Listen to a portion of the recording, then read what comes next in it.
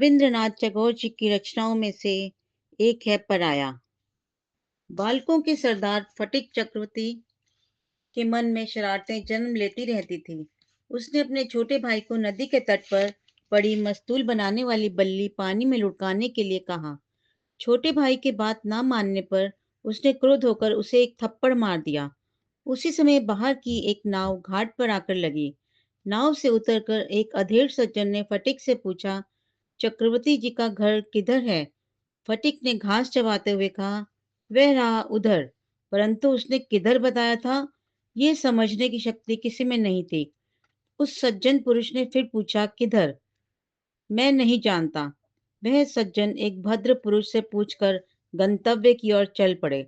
फटिक जैसे ही घर पहुंचा, उसकी मां ने उसे डांटते हुए कहा, तूने आज फिर माखन को मारा। नहीं, मैंने उसे नहीं मारा है। उसी समय पूर्वोक्त अधेड़ सज्जन ने घर में प्रवेश करते हुए कहा, तुम सब लोग ये क्या कर रहे हो? फटिक की मां आश्चर्य और आनंद में सारोबार होकर बोली, अरे भैया, तुम कब आए? विश्वंभर बाबू बहुत दिनों बाद अपनी बहन से मिलने आए थे। कुछ दिन बाद बहुत आनंद में बीते। फटिक की शरारतों को देखकर उसके मामा ने उसे अपने साथ ले जाने का प्रस्ताव रखा। इस प्रस्ताव को सुनकर विधवा प्रसन्न हो उठी। कलकत्ता जाने से पूर्व फटिक ने प्रसन्नता पूर्वक अपनी सभी वस्तुएं माखन को दे दी। कलकत्ता पहुंचकर वह आदर पूर्वक अपनी मामी से मिला। उसकी मामी उसे देखकर खास प्रसन्न न हुई। मामी के स्नेहहीन नेत्रों में वह किसी दुष्ट ग्रह की भांति खटक रहा था। वह मामी द्वारा दिए गए कार्य को उत्साह पूर्वक करता। इस पर भी उसकी मामी कहती, बस बहुत हो चुका। इस घर में उसका निरादर था, किंतु इसके अतिरिक्त दूसरा चारा भी ना था। उसे अपने घर व अपनी माँ की बहुत याद आती थी। विद्यालय में उसके समान नासमझ और लापरवाह लड़का कोई नहीं था। किसी बात के पूछे जाने पर वह मुंह बनाए चुपचाप खड़ा रहता। पिटाई खाकर भी वह किसी बात का उत्तर न देता।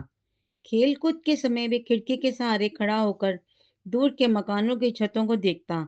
उसे अपनी माँ एवं अपना भाई बहुत याद आते थे। एक दिन साहस करके उसने अपने मामा से पूछा, मामा, अब मैं माँ के पास कब जाऊंगा? मामा ने उत्तर दिया, विद्यालय की छुट्टी होने पर जा सकोगे। कार्तिक मास में पूजा की छुट्टियां होंगी, परंतु अभी उसमें देर है। एक दिन फटिक की पाठ्य पुस्तक विद्यालय में कहीं खो गई। एक तो उसने पहले से ही कुछ नहीं पढ़ रखा था, दूसरे वह पुस्तक खो जाने से और लाचार हो गया। विद्यालय में उसके ममेरे भाई उससे संबंध स्वीकार करने में लज्जा का अनुभव करते थे। एक दिन उसने अपराधी की भांति अपनी मामी से पुस्तक खोने की बात कही। मामी व्यंग से बोली, मैं तुम्हें बार बार पुस्तक खरीद कर नहीं दे सकती। उसे लगा यहाँ रहकर वह पराया पैसा नष्ट कर रहा है। मन ही मन उसे अपनी माँ पर गर्व हुआ। एक दिन उसे बहुत तेज ज्वर हो गया। उसे लगा कि उसकी मामी इसे एक अनावश्यक कष्ट के रूप में देखेगी। बीमारी की हालत में उसकी माँ के अतिरिक्त कौन उसकी देखभाल करेगा? यह सोचकर वह पैदल ही अपनी माँ के पास जाने के लिए निकल पड़ा।